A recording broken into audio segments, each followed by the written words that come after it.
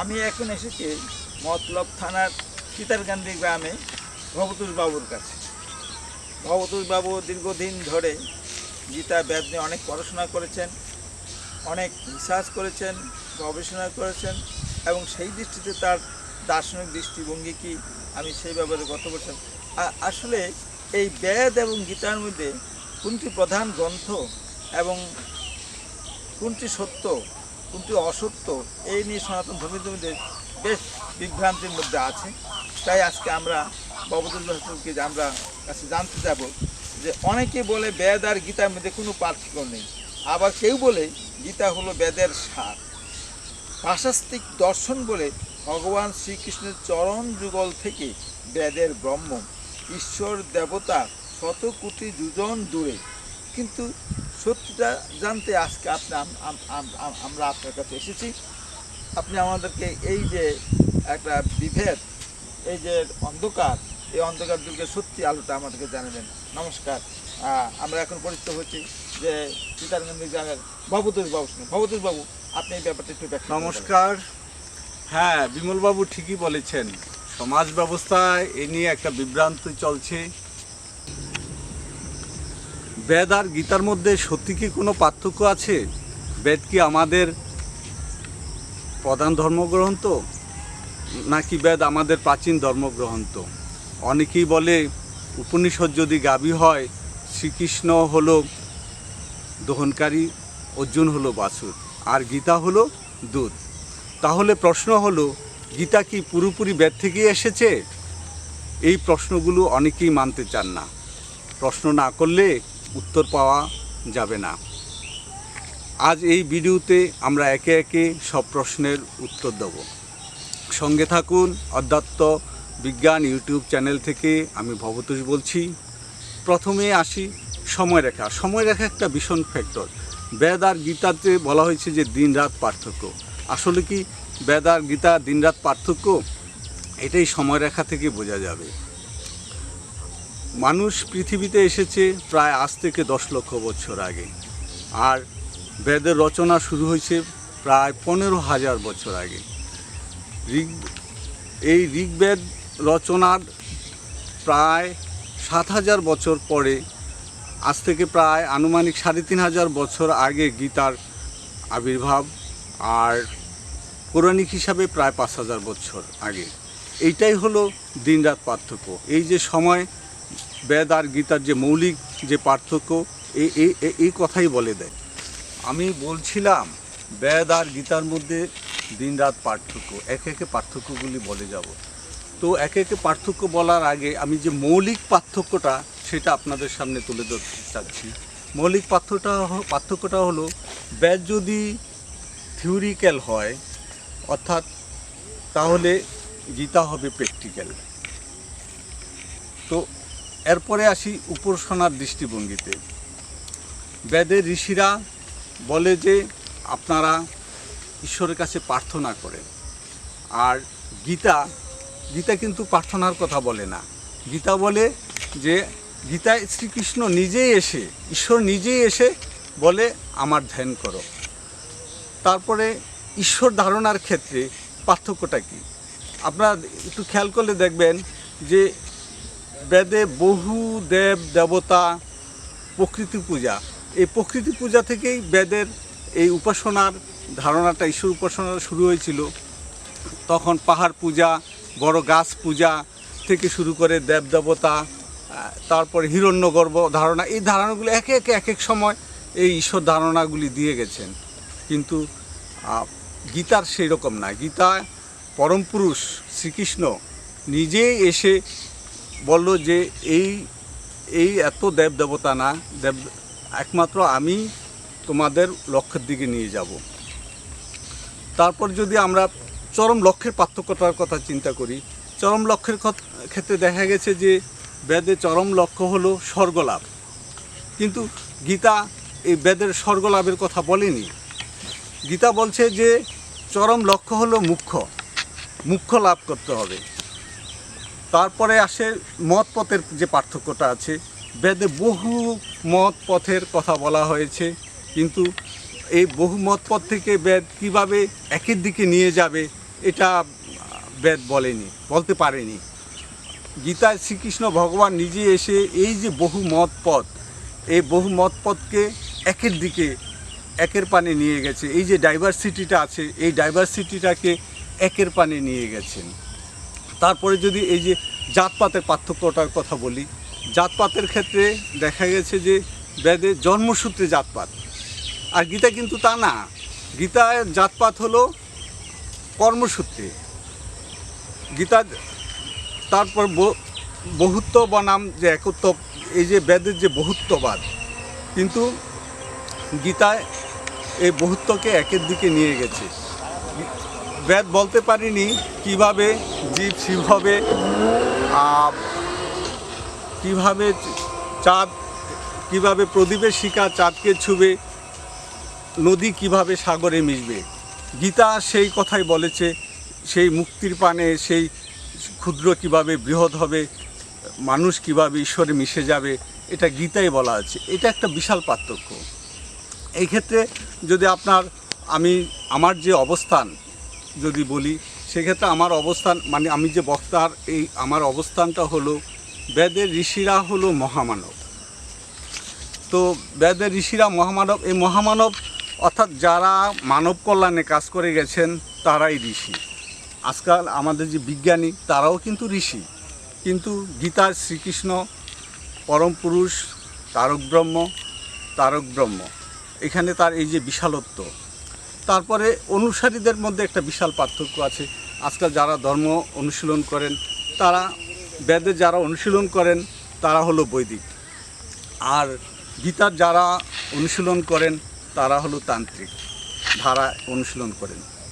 আর যদি বলেন যে যুগের সমন্বয়, বেদে যুগের সমন্বয় করতে গেলে শুধু আমরা দেখতে পাচ্ছি কর্ম এবং জ্ঞানের একটা যুগ আছে, আর গীতায় জ্ঞান কর্ম ভক্তির একটা মণিকাঞ্চন যোগ আছে। আর যদি এই বেদ আর গীতার দার্শনিক দৃষ্টিভঙ্গিতে তার পার্থক্যটা খুঁজেন, তাহলে বেদের যে বেদান্ত দর্শনে বলা হয়েছে যে ব্রহ্মসত্য জগৎ মিথ্যা, জীব ব্রহ্মৈব না পর, অর্থাৎ এই ব্রহ্মই একমাত্র সত্য আর জীবই ব্রহ্ম। কিন্তু গীতা এই কথা বলেনি। গীতা বলছে ব্রহ্ম সত্য, জগৎ আপেক্ষিক সত্য অর্থাৎ পরিবর্তনশীল সত্য, আর জীবই ব্রহ্ম এই কথাটা বলেনি। জীব হলো ব্রহ্মের প্রকাশ। তো এটা একটা দার্শনিক বিশাল ত্রুটি বেদে রয়ে গেছে। গীতা সেটা মানুষকে একদম ক্লিয়ার করেছে। তো এই দার্শনিক দৃষ্টিভঙ্গিতেও বেদ গীতার মধ্যে আমরা একটা বিশাল পার্থক্য দেখতে পাই। আর যদি বলেন যে না, গুরুর ক্ষেত্রে গুরুর যে সীমাবদ্ধতা, যে বৈদিক যারা গুরু, এই বৈদিক গুরুরা কী করছেন, তারা বলতেছে যে না, তাদের সীমাবদ্ধতা হলো তারা বদ্ধজীব, তারা মুক্ত নন। অর্থাৎ দেশের সাধারণ মানুষ, তারা গুরু সে যে তারা বলতে পারতেছে যে তারা মুক্তির দিকে নিয়ে যেতে পারছে না। তারা বলতেছে যে মুক্তির যে পথ পাওয়া যায় সেটা তোমরা ঈশ্বরের কাছে এই পথটার জন্য প্রার্থনা করো। আর গীতা কিন্তু তা না। গীতা ঈশ্বর নিজেই এসে তাদের মুখ্যের দিকে নিয়ে যায়। শুধু নিয়ে যায় না, তাদের মুখ্য প্রাপ্তির দায়িত্বও নেন। আর গুরুর ভূমিকা বলতে যান, তো দেখা গেছে যে অর্থাৎ বেদেরও একটা সীমাবদ্ধতা আছে। অর্থাৎ গীতায় যখন অর্জুনকে শ্রীকৃষ্ণ বলল যে যুদ্ধ করো, অর্জুন যুদ্ধ করতে চায়নি, বরং শ্রীকৃষ্ণ কিভাবে এরকম নির্দেশ দিতে পারে, তার বিরুদ্ধে বেদের থেকে অনেক মূল্যবান বক্তব্য শ্রীকৃষ্ণের উদ্দেশ্যে ছুড়ে দিলে অর্জুনকে বেদের সীমাবদ্ধতা সম্পর্কে শ্রীকৃষ্ণ বলে দেন। তো সেক্ষেত্রে দেখা গেছে যে এক সময় শ্রীকৃষ্ণ বলতে বাধ্য হয় যে দেখো অর্জুন, যারা বিবেক বর্জিত তারাই বেদের পুষ্পিত বাক্যে মোহিত হয়। বেদ ত্রিগুণাত্মিক, অর্জুন তুমি বেদাতীত হও। তো এটাতে স্পষ্ট যে বেদের একটা সীমাবদ্ধতা আছে, গীতায় তা স্পষ্ট করে দেয়, কিন্তু আমরা কিন্তু সেই কথাটা মানতে রাজি না, সেটা কিন্তু আমরা এড়িয়ে যাই। আমরা তারপরও বলি যে না, বেদ আর গীতা একই। হ্যাঁ, শুধু বেদকে পড়তে পারবে না বলে একটু সহজ করে গীতাটা দেওয়া হয়েছে, বিষয়টা কিন্তু তা না। স্পষ্টভাবে এখানে তার সীমাবদ্ধতা একটা রূপরেখা টেনে দিয়েছেন শ্রীকৃষ্ণ। তো আমরা সিদ্ধান্ত, এখানে আমাদের সিদ্ধান্ত, আমরা স্পষ্টভাবে এই কথা বলতে পারি যে বেদ আমাদের প্রধান ধর্মগ্রন্থ নয়। আমরা সর্বোচ্চ বলতে পারি যে বেদ আমাদের আদি ধর্মগ্রন্থ। সর্বোচ্চ কেন, এটা বেদ অবশ্যই আমাদের আদি ধর্মগ্রন্থ। তো যদি বেদ গাবি, গীতা দুধ, তথ্যের যে সত্যতা, এবার যে খণ্ডনের বিষয় আসলো, যে এটা সবাই জানে এবং সবাই মানেও যে বেদ হলো গাবি, অর্জুন, শ্রীকৃষ্ণ হলো দহনকারী, আর অর্জুন হলো বাছুর, আর বেদ দুধ। এই যে তথ্যটা, এই তথ্যটা তাহলে কি আমাদের শেখানো হয়েছে? এই তথ্যটা কিভাবে এলো? তো এটাও আমরা পাই কোথায়? আসলে এটা পাই আমরা গীতার মাহাত্ম্যে। তো গীতার মাহাত্ম্যটা কিন্তু শ্রীকৃষ্ণ উবাচ না, এটা হলো ব্যাসদেব উবাচ। অর্থাৎ লেখক সে তার যে বৈদিক ধারা দ্বারা সে প্রবাহিত ছিল তৎকালীন সময়ে, সেই বৈদিক ধারাটাও এই মাহাত্ম্যে স্পষ্টভাবে ফুটে উঠেছে। তো সেখান থেকে এটা লেখকের তার নিজস্ব ভাষ্য হতে পারে। তো এই ধারাটা যদি এই যে যদি আমরা মানি যে বেদ প্রধান ধর্মগ্রন্থ, হ্যাঁ, তো গীতা পঞ্চম বেদ, তো এটা মানলে ক্ষতিটা কোথায়? তো এটা মানলে কি হয় না, ধর্মের গ্লানি হয়। ধর্মের গ্লানি কি? অর্থাৎ যে যেমন তাকে তেমন না বলে ভিন্নভাবে পরিবেশন করা। এতে ফলাফলটা কি আসতেছে? যদি এই যে মানি, এই যে যদি গ্লানি হয়, গ্লানি হলে এর ফলাফলটা অত্যন্ত সমাজ ব্যবস্থা, ব্যক্তি জীবনে অনেক ক্ষতিকর প্রভাব পড়ে। আর আপনারা একটু চিন্তা করলে দেখবেন যে এই যে 15,000 বছর আগে ঋগ্বেদে যখন সূচনা হলো, তখন ঋষিরা বলছিল যে দেবতারাই সব, অর্থাৎ এই বিষ্ণুই ছিল বেদের দেবতারাই সব। তো এই 15,000 বছর পরে যখন কত 7,000, বেদের 7,000 বছর পরে শ্রীকৃষ্ণ আসলেন, তখন বলল যে এই শ্রীকৃষ্ণ হলো বিষ্ণুর অবতার। তো এই যে বিষ্ণুর অবতার বলল, অর্থাৎ যদি শ্রীকৃষ্ণ হয় পরম পুরুষ চৈতন্যগণ সত্তা, দেবতারা হলেন প্রকৃতি, অর্থাৎ বিষ্ণু হবেন প্রকৃতি। তো চৈতন্যগণ সত্তা অধীন কখনো বিষ্ণু প্রকৃতি হতে পারে না। কিন্তু আজ দেখুন, এই 15,000 বছর পূর্বের যে দেবতা বিষ্ণু এমন পল্টি ললেন যে সেই চৈতন্যগণ সত্তা শ্রীকৃষ্ণ হয়ে গেলেন দেবতা বিষ্ণুর অধীন। হ্যাঁ, তো অনেকটা বিষ্ণুর আজ্ঞাবহ দাসে পরিণত হলেন শ্রীকৃষ্ণ। তো এতে কি হলো যে এতে আমাদের যে ধ্যানের দেহ শ্রীকৃষ্ণ, আমাদের যে পরম পুরুষ শ্রীকৃষ্ণ যেন কোন অন্ধকারের অতল গ্রহণে হারিয়ে গেলেন। তো এটাই আমরা যে সিদ্ধান্ত নিতে পারি, যে এখন যে বিষয়টা হলো সিদ্ধান্ত নেওয়ার বিষয়, যে কখনই বেদ প্রধান ধর্মগ্রন্থ হতে পারে না। বেদ আমাদের প্রাচীন ধর্মগ্রন্থ।